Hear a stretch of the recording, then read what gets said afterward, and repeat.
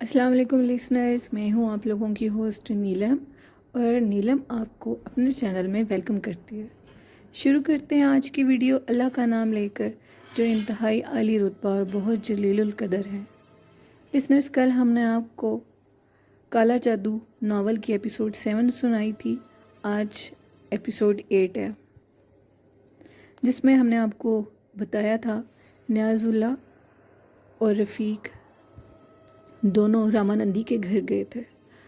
रफ़ीक का बताना है कि रामानंदी का घर एक घर की सूरत में ना था, वो एक खंडर था, जिसमें जब हम अंदर दाखिल हुए थे तो उसमें काफ़ी लोग जो कि हिंदू थे वो बैठे जाप कर रहे थे। दूर ही बैठा रामानंदी जब हमारे पास आया तो उसने हमें सलाम और नमस्ते किया और हमें अपने साथ अंदर एक खंडर में ले गया, जिस खंडर के अंदर दीवार में एक बहुत बड़ा रास्ता था। उस रास्ते से हम अंदर एक कमरे में गए, जो कि एक बहुत वसी कमरा था। उसका छत बहुत ऊंचा था, जिसमें एक टूटा हुआ फानूस लटक रहा था। अब रामानंदी ने रफ़ीक से सारी बात पूछी, जिस पे नियाज़ुल्लाह ने रफ़ीक की वो कहानी रामानंदी को सुना दी जो रफ़ीक ने नियाज़ुल्लाह को सुनाई थी। रामानंदी ने रफ़ीक से बोला, रफ़ीक तुम अब मुझे वो सारी कहानी सुनाओ। जिस पे रफ़ीक ने कहा, नहीं, जब मैं उस शख्स के बारे में किसी से ज़िक्र करता हूँ तो वो कोई ना कोई नुकसान कर देता है, सुनने वाले का नुकसान हो जाता है, वो इंसान अपनी ज़िंदगी से हाथ धो बैठता है। मुझे नियाज़ुल्लाह का बहुत मान है कि वो बहुत अच्छे शख्स हैं और उनकी एक बेटी है। अगर इनकी ज़िंदगी को कुछ ख़तरा हो गया तो इनकी बेटी का क्या बनेगा। जिस पे रामानंदी ने कहा, तुम्हें घबराने की ज़रूरत नहीं है, इस कमरे में अब तुम जो भी बात करोगे वो उस जादूगर तक नहीं जाएगी। हम लोगों के कुछ असूल होते हैं और कुछ हदें बंदी होती हैं, जिस पे हम एक दूसरे से कंप्रोमाइज़ करते हैं। अब रफ़ीक ने फिर रामानंदी से कहा, नहीं, मैं नियाज़ुल्लाह के लिए वो बातें नहीं बताऊंगा। जिस पे नियाज़ुल्लाह ने काफ़ी गुस्सीले लहजे में रफ़ीक से कहा, अरे मियाँ, डरने की ज़रूरत नहीं है। अगर हमारी ज़िंदगी लिखी है तो हम बच जाएंगे, नहीं तो अगर मरना है तो तुम्हारी कहानी सुने बगैर भी मर जाएंगे। हमें किसी जादू वादू का डर नहीं है, अपनी कहानी सुनाओ। अब मैंने रामानंदी को सारी कहानी सुनाई, जैसे मुझे भूरिया चरण मिला था एक रास्ते में जाप करता हुआ। ये सुनने के बाद रामानंदी ने कहा, रफ़ीक मियाँ, मुझे असल बात अब समझ में आई है। कहानी बहुत उलझी हुई है, इसको निपटाना आसान काम नहीं है, लेकिन नियाज़ुल्लाह के कहने पे मैं फिर भी कोशिश करूँगा कि कुछ किया जाए। अब मैं तुम्हें बताता हूँ कि भूरिया चरण कौन है और वो क्या चाहता है। भूरिया चरण भेरों की दुनिया का, भेरों इनके कुछ शैतानी शक्तियाँ होती हैं, उनकी दुनिया का महाराज है। हम इसको महाराज मानते हैं। ये 6ठे दर्जे का महाराज है और ये 8वां दर्जा हासिल करना चाहता है। आज तक 7वें दर्जे तक पहुंचने तक ही ये भेरों मर जाते हैं। ज़मीन इनका बोझ बर्दाश्त नहीं कर सकती और इनको भस्म कर देती है। ऐसे ही भूरिया चरण तुमसे जो अपनी नापाक अमाल को पूरा कराना चाहता था, वो इसलिए कि वो खुद पीर भगन के द्वारा नहीं जा सकता था और एक मुसलमान ही जाकर वहाँ काम कर सकता था, क्योंकि इन भेरों को इजाज़त नहीं होती पाक जगहों पे जाने की। इसलिए वो तुमसे अपना काम कराना चाहता था। मैं तुम्हें समझाता हूँ कि भेरों क्या होते हैं। भेरों का एक सबसे पहला जाप करने से उनको एक हीरा मिलता है। वो करने के बाद उस हीरे के बाद वो एक दूसरा जाप करते हैं, जिससे उनको खीरा मिलता है।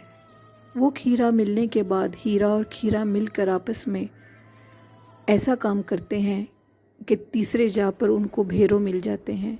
भेरों मिलने के बाद वो लोग अमर हो जाते हैं और 6ठे दर्जे से 8वें दर्जे पे जाना चाहते हैं। मियाँ वो तुमसे यही चाहता था कि तुम उसका काम करो।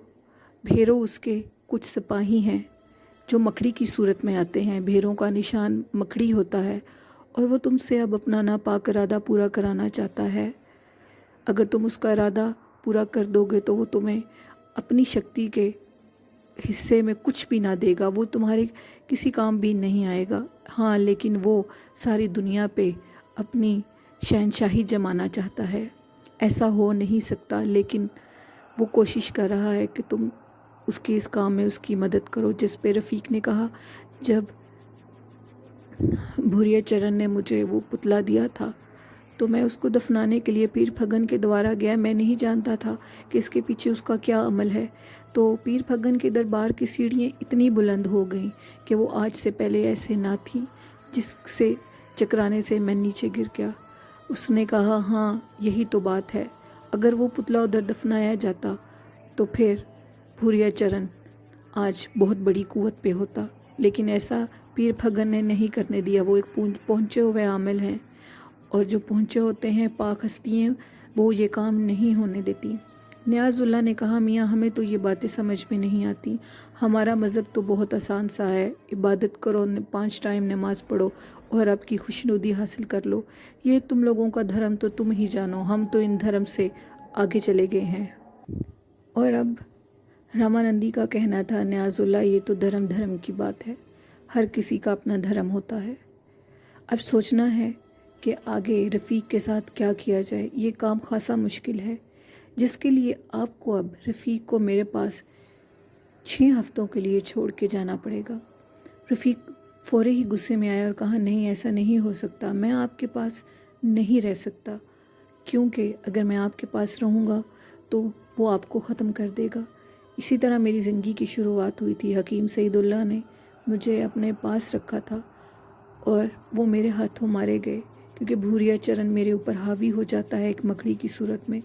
कोई नहीं जानता मैं क्या करता हूँ, लोग बस मुझे कातिल समझते हैं। इसलिए अगर आप मुझे अपने पास रखेंगे तो अपने ज़िम्मेदार खुद होंगे। जिसमें रामानंदी ने कहा, नियाज़ुल्लाह का कहना था कि मैं तुम्हारा काम करूँ। अब उनकी शक्ल देख ली है, इसके बाद जान भी चली जाए तो परवाह नहीं। तुम मुझ पे यकीन रखो, कुछ नहीं होगा। अब रामानंदी, जो कि देखने में भी बहुत मजबूत गिरफ्त का इंसान लग रहा था, बाल और दाढ़ी ऐसे थी कि बरसों से धोई ना हो, गलाजत से भरी हुई थी। उसको देखकर दिल नफ़रत खा रहा था, लेकिन उसकी बातों में कुछ मुखलिसपन था। मैंने उस पर यकीन कर लिया था। तो वो हिंदू धर्म का, लेकिन था मुखलिस इंसान। अब नियाज़ुल्लाह ने रामानंदी से इजाज़त ली और कहा कि कुछ दिन बाद दोबारा आऊँगा रफ़ीक की खबर लेने। जिस पे रामानंदी ने कहा, नहीं आपको दोबारा आने की ज़रूरत नहीं है, जब मैं बुलाऊँगा तो आप आना, उससे पहले नहीं, इस तरह मेरे काम में खलल पड़ेगा। तो नियाज़ुल्लाह ने कहा, ठीक है, हम नहीं चाहते कि आपके काम में खलल पड़े। अब वो रामानंदी से और रफ़ीक से इजाज़त लिए हुए और रफ़ीक को दुआ देते हुए तांगे पे बैठे और रुखसत हो गए। मैं दूर से नियाज़ुल्लाह साहब को देख रहा था और मैंने दिल ही दिल में उनको दुआएं दी और दुआएं देकर उनको रुखसत कर दिया। अब रामानंदी ने मुझे कहा, सुनो रफ़ीक, मेरी जानिब रुख करो। अब मैं तुम्हें 3 बातें समझा रहा हूँ, तुमने उन बातों पे अमल करना है और अगर तुम अमल करोगे तो छठे दिन तुम्हें बहुत सी चीज़ों से छुटकारा मिल जाएगा। समझ लो कि तुम्हारी आधी मुश्किल हल हो जाएगी। मैंने कहा, ठीक है, आप जैसे कहेंगे मैं वैसे ही करूँगा। अब रामानंदी ने मुझे कहा कि तुमने खुले आसमान के नीचे नहीं सोना। जितने लोग भी जाप कर रहे हैं इनसे बात नहीं करनी, और मेरे द्वारा जितने भी लोग आएंगे उनसे घुलना मिलना नहीं है। दूर एक बाग है, इस हदूद तक तुम जा सकते हो। साथ ही छलियों का खेत है, वहाँ से कुछ छलियाँ लेकर भी खा लेना और उस बाग से तुम फ्रूट खा सकते हो। हाँ, मेरे यहाँ कुछ खाओगे तो तुम्हें कराहत आएगी। मैंने कहा, नहीं, कैसी बातें करते हैं। और उन्होंने कहा, कुछ लोग होम्योपैथिक इलाज करते हैं, कुछ लोग कैसे करते हैं। मेरा इलाज करने का अपना तरीका है, चाहे मैं जिस धर्म से भी ताल्लुक़ रखूं। इस टाइम तुम मेरे मरीज़ हो اور میں تمہارا حکیم ہر حد تک جا کر تمہارا علاج کرے گا۔ آج سینچروار ہے، اگلی آنے والی منگل کو تم آدھی مشکلوں سے چھٹکارا حاصل کر چکے ہوگے۔ اب میں چلتا ہوں، تمہیں کسی بھی چیز کی ضرورت پڑی تو تم میرے ان آدمیوں سے کہہ کر مجھے بلوا لینا۔ اور اب وہ چلے گئے۔ جانے کے بعد میں نے سوچا مجھے بھوک لگ رہی ہے اور میں باغ کی طرف نکل گیا۔ میں نے باغ سے کچھ ناشپاتیاں کھائیں، یہ سوچے سمجھے بغیر کہ یہ کیا ہے اور یہ اس کا مالک کون ہے، لیکن کھا لیں۔ کیا کرتا، بھوک نے ستایا ہوا تھا۔ ایک دن گزرا، دوسرا دن گزرا، لوگ آتے جاتے تھے رامانندی سے اپنا کام کرانے کے لیے، لیکن رامانندی کسی کو بھی نہ ملا اور اس کے جاپ کرنے والوں نے ہی ان کا علاج وغیرہ کیا اور وہ لوگ چلے گئے۔ تیسرا دن ختم ہی ہوا تھا کہ میں بھوک کا ستایا ہوا دوبارہ باغ کی طرف بڑھا تو باغ کا راستہ کافی سنسان تھا۔ اس سنسان راستے پہ ایک عورت جا رہی تھی جس نے مجھے کہا، مہاراج میری بات سنیے۔ میں پلٹا اور میں نے دیکھا کہ ایک عورت ایک بچے کو اپنے گلے سے لگائی کھڑی ہے۔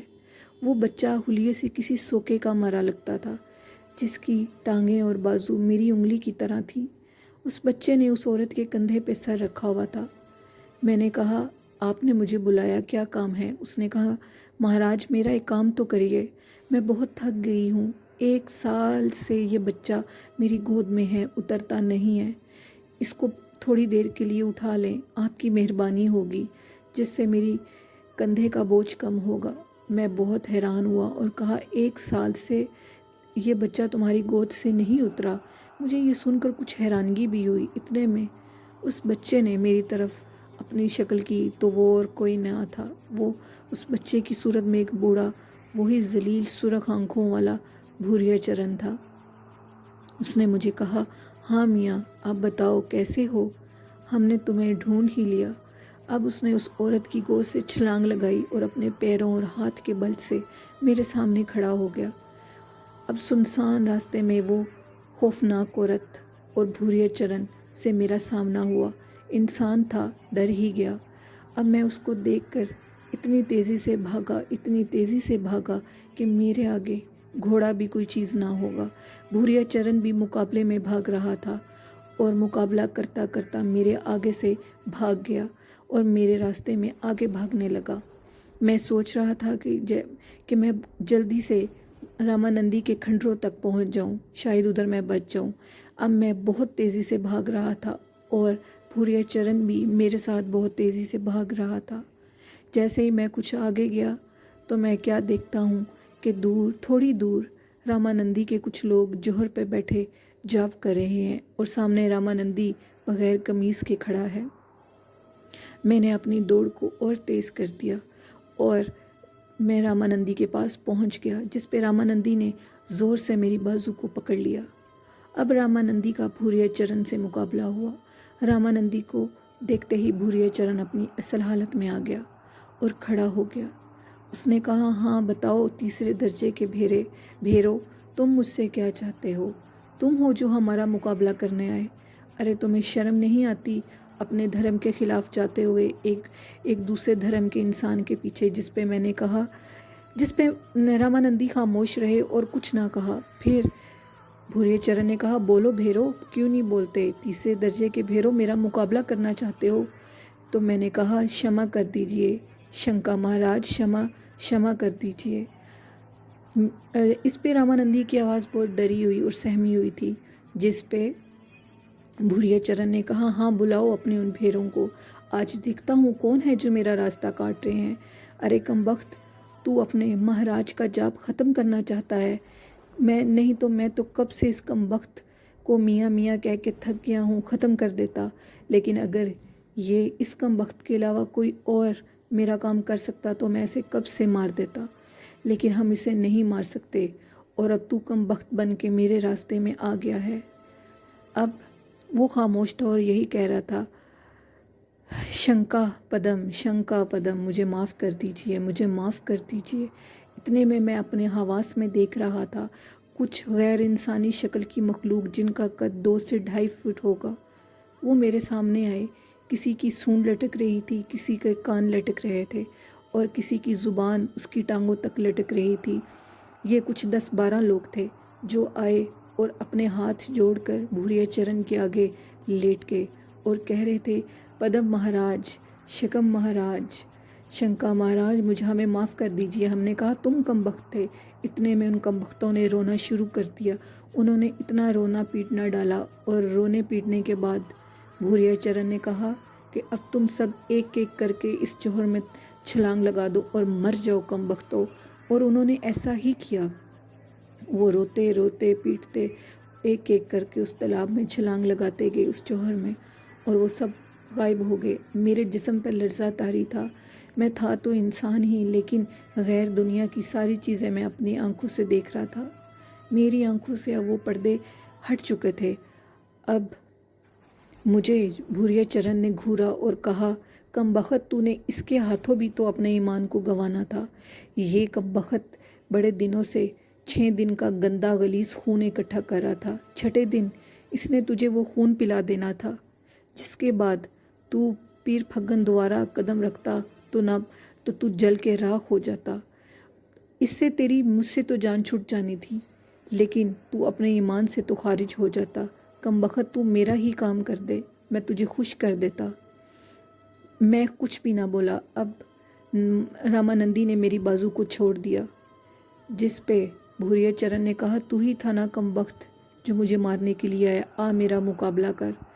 تو رامانندی نے روتے ہوئے معافی مانگی اور کہا، بھوریا چرن مہاراج، شنکا مہاراج، مجھے معاف کر دیجئے، میں ایسی غلطی دوبارہ نہیں کروں گا، ایک بار مجھے معاف کر دیں۔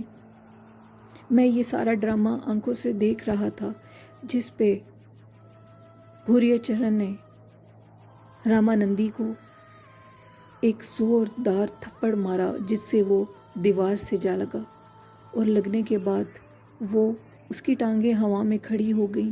وہ اب معافی مانگ رہا تھا بھوریا چرن سے، مہاراج ایک بار معاف کر دو، دوبارہ نہیں کروں گا، ایک بار اس کو معاف کر دو، میں یہ کام دوبارہ نہیں کروں گا، آپ کے کام میں خلل نہیں ڈالوں گا۔ جس پہ بھوریا چرن نے کہا، نہیں، میں تم پہ اب یقین نہیں کرتا۔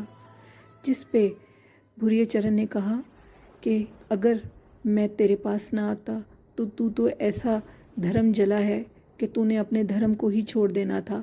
جس پہ رامانندی نے کہا، ہاں، میں اپنا دھرم بھی چھوڑنے کو تیار تھا نیاز اللہ کے لیے، لیکن ایک بار مجھے معاف کر دے، میں آپ کے راستے میں نہیں آؤں گا۔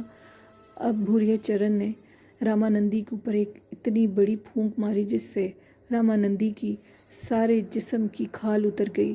آہستہ آہستہ رامانندی کا جسم سفید ہو گیا اور ایک راکھ کی مانند ہو گیا۔ جس پہ بھوریا چرن نے ایک بوتل نکالی اور اس بوتل میں اس ساری راکھ کو پھونک سے اندر ڈال دیا۔ رامانندی اب ایک بوتل میں قید ہو گیا اور اس نے اس بوتل کا منہ بند کر دیا، اور میری آنکھوں کے سامنے اس نے اس بوتل کو جوہر میں پھینک دیا۔ میں یہ سارا تماشا دیکھ رہا تھا۔ اب میرے ساتھ آگے کیا ہوگا؟ اب بھوریا چرن مجھے خون خوار آنکھوں سے دیکھ رہا تھا، اس کی آنکھوں سے خون بہہ رہا تھا۔ وہ مجھے ایسے دیکھ رہا تھا کہ جیسے ابھی ہی کھا جائے گا۔ وہ کوئی انسان نہ تھا، وہ بھیڑوں کی دنیا کا انسان تھا، وہ مجھے ختم کر دے گا۔ اس کی نیکسٹ ایپیسوڈ ہم آپ سے کل شیئر کریں گے لسنرز۔ اب رفیق کے ساتھ کیا ہوگا؟ رفیق کا ایمان اس کو بچا لے گا، جو کہ ضرور انشاءاللہ رفیق اپنے ارادے میں کامیاب ہوگا، کیونکہ اس نے لالچ کو چھوڑ دیا اور اس نے اپنے اسلام کو مضبوطی سے تھام لیا۔ اب رفیق کے ساتھ آگے کیا ہوگا، اس کا پتہ تو ہمیں تب چلے گا جب ہم آگے ناول سنیں گے۔ لسنرز، آپ کو ہماری یہ کہانی کیسی لگ رہی ہے؟ یہ کالا جادو ناول کیسا لگ رہا ہے؟